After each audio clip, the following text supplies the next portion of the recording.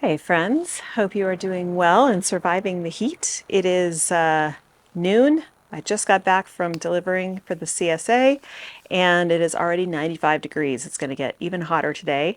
So we're going to tackle a couple of quick projects before it gets unbearable out here. We have gophers in the front garden, and I'll show you what those hills look like and how you can tell that it's gophers and not something else. And then we will use the tool that I use all the time, the gopher hawk. This is my weapon of choice when it comes to gophers. It works really, really well, as long as you get it in the right place. And you don't have to excavate a big hole and find the tunnels that way and put in those sideways going traps. This one goes straight up and down. So we'll talk about that. Actually, I'll go over it right now because it's really hot out there. I don't know how much shade I'm going to find.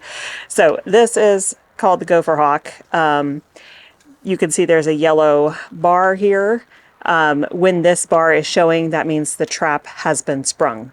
So what you do is you use this probe tool that comes with this, and you poke around around the mound, and I'll do this for you until you find the tunnel, and you'll feel the vacuum.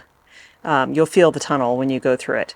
Then once you find the tunnel, you use this probe to push down into the tunnel from the top, and then we use this tool. This is the trap. This goes into that hole, and you will push down. Let's see if I can get it to go because it's very tight.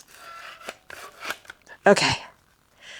So I have set it. There's no longer yellow showing, and this is the trap. So this cage goes into the tunnel, and you can see that little thing hanging down there. As soon as they walk through the tunnel, they hit that little thing, and then bing, it triggers like this. Hang on.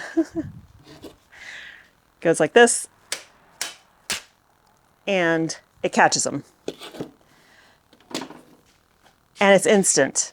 They are not still alive when they get stuck by that thing. It gets them immediately, which is good because there's no suffering. It's just instant. Then you have a couple options. So you can see from the ground surface if the trap has been sprung, and you can either when you pull the trap up, you can either dispose of the gopher, or you can leave the body in the hole, and you don't have to touch anything. You can just loosen the trap a little bit and shake the body into the hole. I know that sounds gruesome, but I was told by extension agents that that works really well because gophers are actually quite territorial. They will move into empty tunnels if they find them and take over that territory. So if you leave a corpse in there, that tends to keep the others out for quite a while. And surprisingly, it doesn't smell up above ground because it's below ground, it's buried.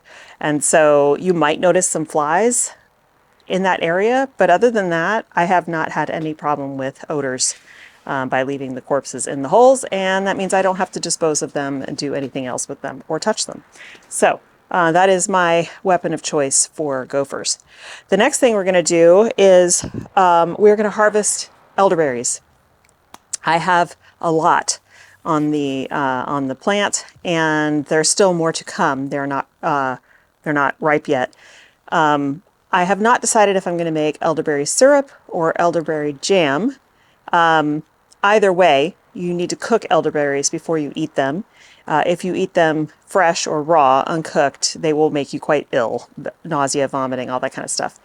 But when they're cooked, they're great. And so I like the idea of elderberry syrup, but we probably won't use that as much as we would enjoy eating the jam. So most likely I'll make jam. Anyway, I won't be doing that today because I want to get all the elderberries. So what I'm going to do today is harvest all the ones that are ready. We'll get them all cleaned off. You have to make sure there are no stems because the stems are toxic. So you have to make sure you get all the berries off the stems. And then we will just freeze them in a big bag. And I'll keep doing that until all of them are done. And then later, once the harvest is completely in, we can make our jam. So that is the schedule for today. And we will also, I want to go through all the peppers and stuff and see if there's anybody ready for harvest. There are so many tomatoes out there, which is amazing, but none of them are ripe yet. We've been eating them slowly as they ripen, but there are so many out there. I kind of wish they were ripe. A bunch of them were ripe right now because I have a recipe I'd really like to make for dinner tonight, but that's not going to happen. Let's go brave the sun and the heat and take care of this gopher problem. Okay, here is our first gopher mound. And the way you can tell it's gophers and not rats is that there is mounded soil. Gophers tend to push the soil out behind them as they dig, and so there is not a hole. That hole is hidden underneath these big mounds of soil. Now, if it's a rat, you won't see these big mounds. It'll just be a clean hole into the ground. That's how the rats do it. Same thing with mice. Moles and voles can make small mounds like this, but this is definitely gopher. And you can see they've gotten in here and killed this part of the plant because they have either eaten the roots or they have tunneled through where the roots were and just broken it up. So we are going to take our probe and just start pushing into the ground. That feels potential. And you know, if you have really tight soil like I do, it's very clear when you hit the run. Yeah, I think that's our best spot so far. Okay, that's potential too. Oh, that's a good one. Did you see how that sunk? Okay, so we are definitely going to put it there. I'm just going to scrape away some of the soil here. We will put the probe like this. Oh, it's hard to do. There we go. Yeah, this is a good spot. Okay. I don't want it all to fall back into the hole. Okay. Pull this up. Yep, I can see the tunnel. Now I'm just going to push this down. And then you don't push down on here, you pull up on this. There we go. Now, another thing to do is to kind of backfill around it because they don't really want to see light down there. So that is set. Now, if I didn't have other places to do this in the garden, I would put another one right here to just kind of guarantee, but that one will work. So let's move to our next location. Okay, here's our next spot. Again, classic gopher. You know, they're not impacting anything in our raised beds, so I'm not worried about that. Ugh, see, now I can't get the probe in. That means that I'm definitely not on top of the tunnel.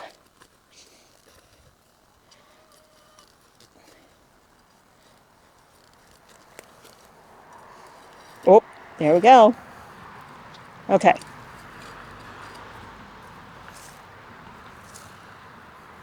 Yeah, so anyway, even though they're not in my raised beds eating my veg, I still don't want them here in the garden because they will proliferate. Oh my gosh. This is what I'm saying. When you have compact soil.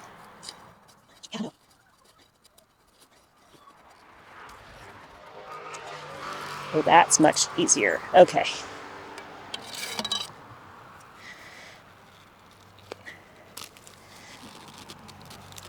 It's still so challenging to get this in there. This definitely is where the tunnel is, but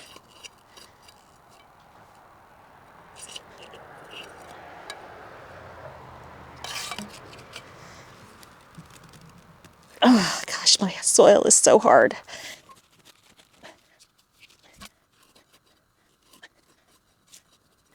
It's funny, I can feel it down there, but I don't know if I can get my probe down there.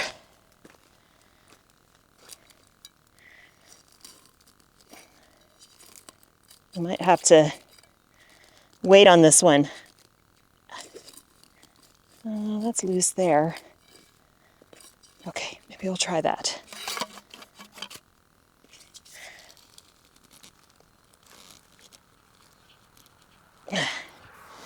I don't think that's deep enough.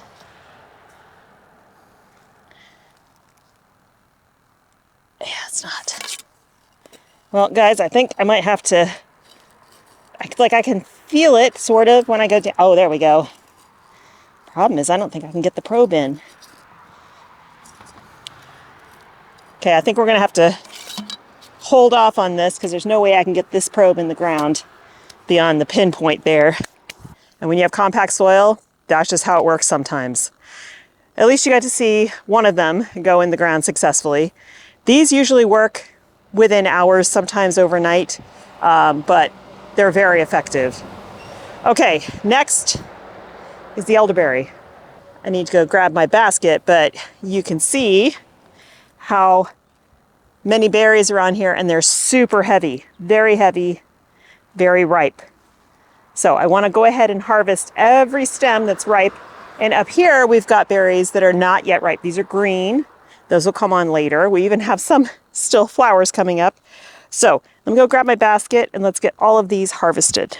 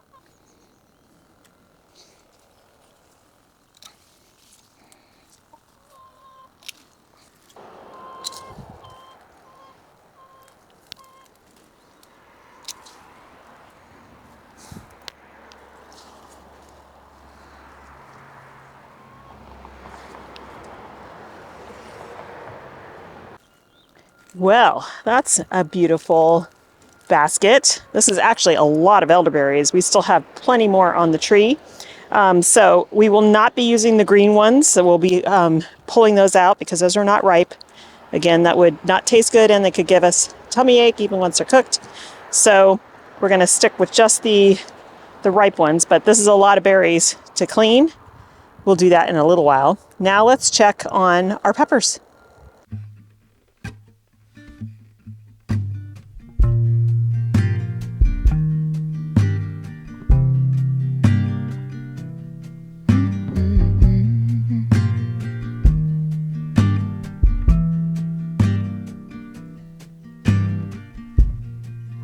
Soft, turn the key and cooler on. Push the pause for relief. Free pass, you don't even have to ask to be the cat in the sun. Someday I will see the whole deal through today. I've got better things to do, okay, to leave a little bit undone and be the cat in the sun.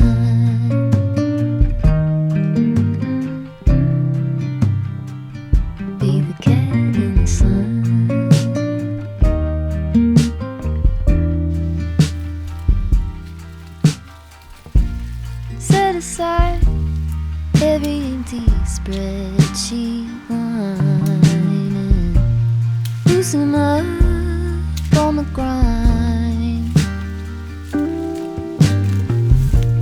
Simmer down, settle back and mess around. Be the cat in the sun.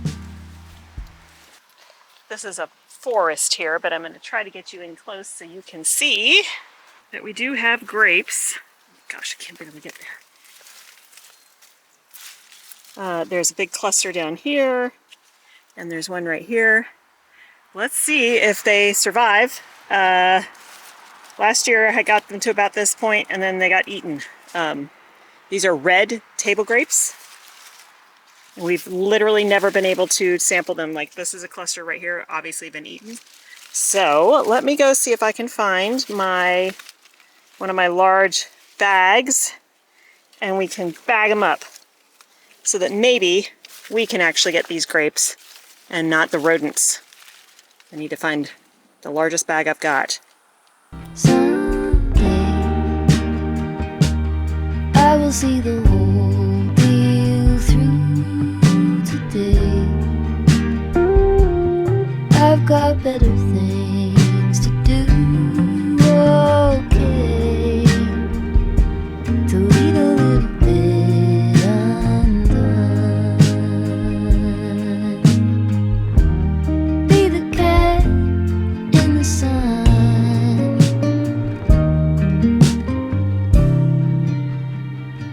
Be the cat in the sun.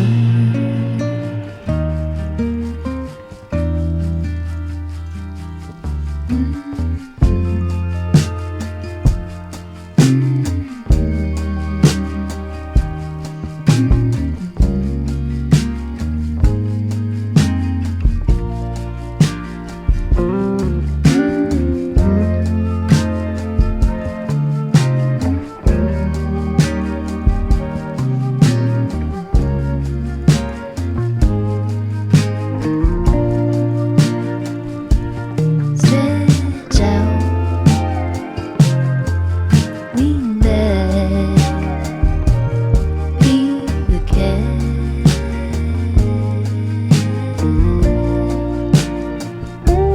Stretch out, lean back, be the cat.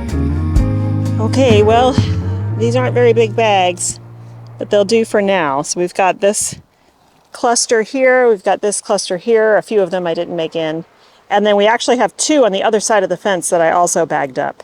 So hopefully we can get some actual grapes. I do need to buy gallon size bags and readjust, because those grapes will grow and they won't fit in that bag. They'll get all messed up. But for now, that will keep critters from eating them. And so I'll just pick some of those up this week and rebag them, and they'll be good to go. Oh, we got a fun harvest here. So we've got green beans, a bunch of green beans.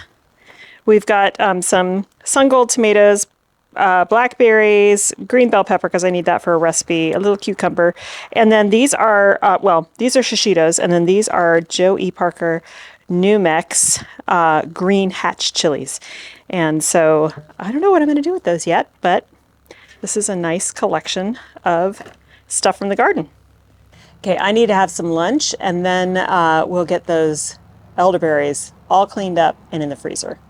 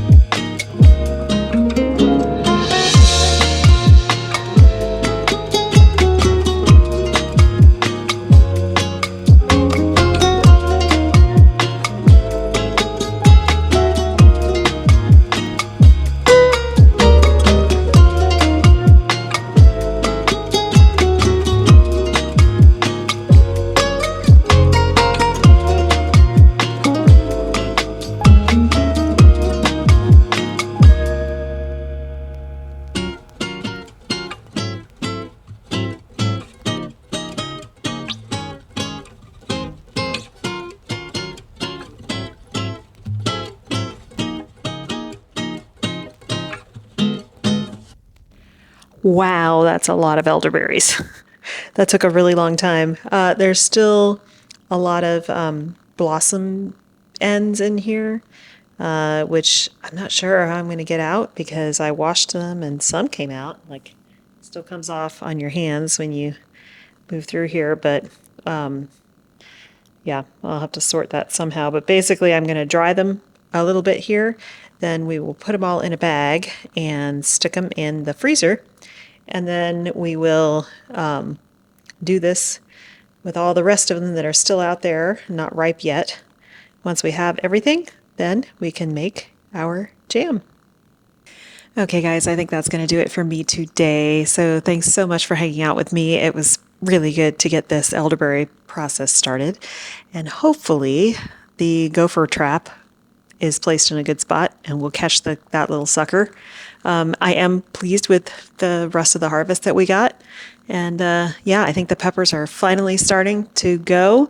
We have a lot of red bell peppers out there and Jimmy Nardello, and they're just not ripe yet. So I'm very much looking forward to that. Same thing with all the tomatoes. Speaking of tomatoes, our bush tomatoes, the determinate ones, they are getting bigger and bigger. So I'm going to have to find new space for them soon. I'm actually considering taking down the sweet peas at the farm, filling that bed again with more compost and putting the bush tomatoes out there because I have space there. So we might be doing that in the next couple of days, but not until this heat wave passes. Way too hot to plant anything out. All right, guys, thanks so much for hanging out. I hope to see you in the next one. Have a wonderful time in your garden, and I'll see you soon. Bye.